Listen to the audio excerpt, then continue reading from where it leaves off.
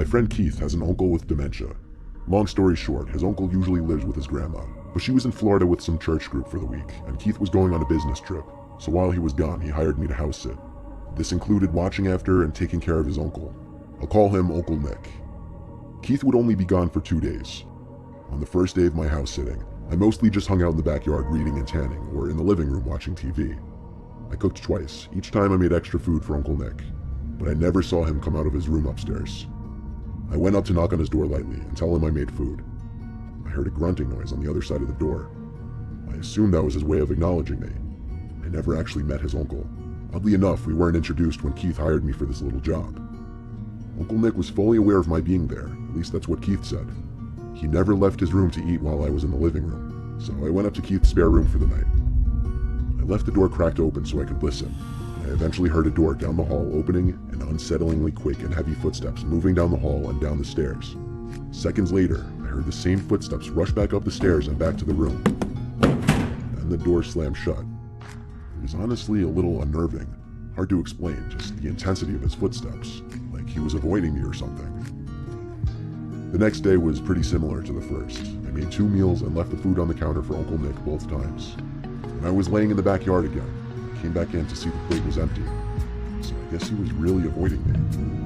I went back out to tan some more, and when I thought about it, I looked up to the bedroom Nick was staying at, and there he was, looking at me through the window. I think when he noticed me, he ducked down. I felt so uncomfortable that I folded up the blanket and went back inside and up to the spare bedroom. It was okay. One more night of this and I'd be home. I made dinner that night and left him another plate. As I walked up to the spare bedroom, I noticed his bedroom door was open now. First time I'd seen that. Maybe he was becoming less shy. I went to brush my teeth and go to my room for the rest of the night to give him his space. I was having a rough time sleeping though. I just wasn't tired at all. While laying there in the dark, I heard a short creaking sound coming from inside the room, even over the noise of the fan next to me. I sat up and looked around, still able to slightly see in the dark room. I didn't see anything. More specifically, I didn't see Uncle Nick. I was getting paranoid, honestly. Why was I becoming so creeped out by him? I lay back down on my side, facing the wall next to the bed. I ignored the little sounds I thought I was hearing in my head for the most part, but when I heard a very faint groan, I sat up and turned off the fan to listen. I heard breathing. I turned to the far right side of the room by the desk, and there he was, sitting on the desk chair turned to me. I screamed in fear, and he came up to me going shh and covered my mouth with his hand. In the moment, I thought he was trying to suffocate me, so I pushed him off of me and ran to the nearest bathroom to lock the door. I listened as I heard his manic footsteps rush back to his room and slam the door. My heart was pounding inside my chest. I called Keith and told him about it. He sounded like he wasn't even that shocked. That's the scary thing. He told me it's best I sleep in the bathroom with the door locked. And when he said that, he said to me that his Uncle Nick is potentially dangerous, which scares me even more. I slept maybe 3 hours max that night on the bathroom floor. And in the morning, I quickly packed my backpack and waited out in the backyard for Keith to return. He paid me extra for what I had to deal with. I suggested he get his uncle some serious help, because I think he has more than dementia, and I still don't know what his intentions were that night. My dad once told us a true scary story of his from when he was in his 20s. When he was still living with my grandparents, he lived next door to this older couple in their 60s. One winter, the wife Margie next door went missing. The husband knocked on their door and asked my grandparents if they'd seen her, but unfortunately they hadn't. No one had, apparently. A few days later, my dad was out at the park playing football with friends. That's when it started to snow. They played in the snow for a while until it got to be too much. Then they all went their separate ways back home. When my dad got home, he realized his parents were gone. My dad started the fireplace and went to his room, which was adjacent to the living room, to throw his stuff on his bed. Then he went to take a warm shower. When he got out from the shower, he thought he heard humming from the living room outside the bathroom. He opened the door a crack in his towel and said, "Mom?" The humming stopped, but a creaking sound continued. My dad threw on his clothes in the bathroom and walked out into the living room. There in my grandpa's old rocking sofa chair was Margie from next door. She looked straight at my dad and said, "It was so cold I needed to get warm." My dad ran next door to get the husband, but when the two of them returned to the living room, the sofa chair was empty and Margie was gone. The two of them searched the whole house together, calling her name, but she wasn't there. Now, this much of the story was enough to creep me out already when my dad told it to us, but it didn't end there. And the really scary part didn't happen until the next day, when Margie's dead body was found in the man next door's crawl space, where she apparently tripped and sliced her head open on a sharp object. He only found her because the smell became so unbearable he smelt it from the garage. The thing is, the body was deemed to have been dead for at least 3 days, yet my dad saw her in the living room just the day before. To this day, my dad believes he saw the ghost of Margie in my grandparents' living room that day.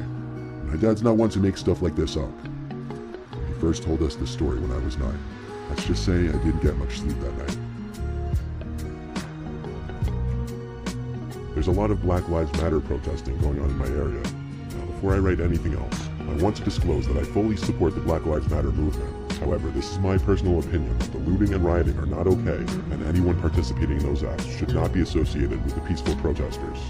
But unfortunately, mixed in with the peaceful protesters are the looters and rioters hiding in plain sight.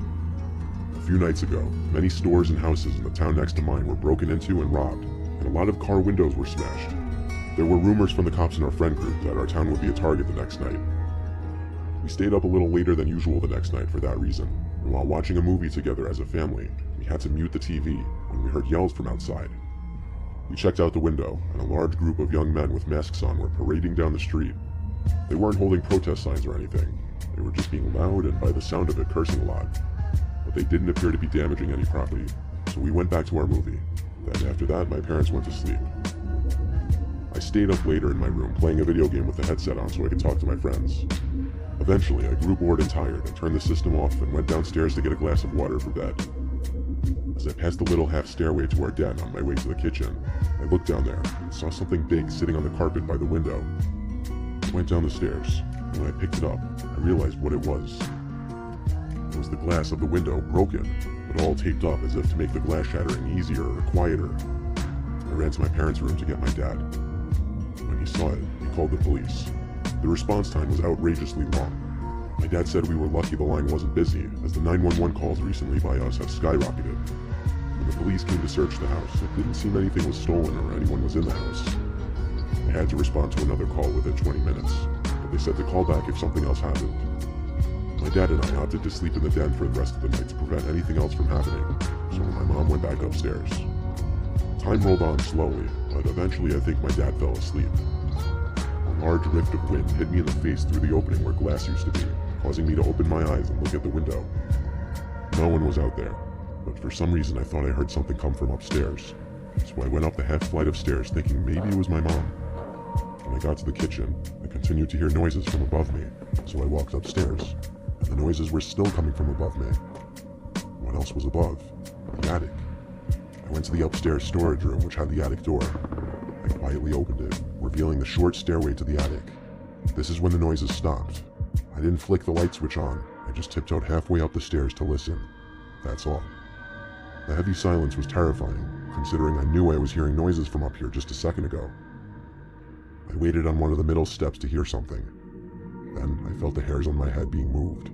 Someone's fingers started running through the curls in my hair as I heard this deep, short cackling sound.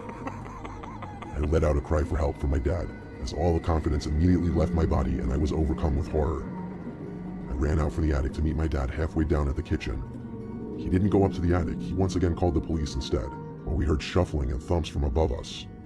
The cops once again came, and upon entering the attic with their guns drawn, were able to locate someone. They came out of the attic with some creepy old man with a mask on, looking at my family and I and laughing as he walked out. When the cops asked him in the back of the car what he was planning on doing, he simply admitted right away that he's seen all the looting going on the news, that he wanted to join in on the fun. He made his way to our attic because he said that's where people store their most valuable possessions. Based on the way the man spoke and acted in general, you could tell he was certifiably insane.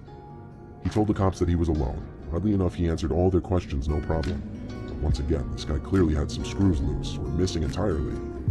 Feeling him brush his hand through my hair like that will probably haunt me for a long time, maybe even life. And one thing is for sure, I don't feel safe going in that attic anymore.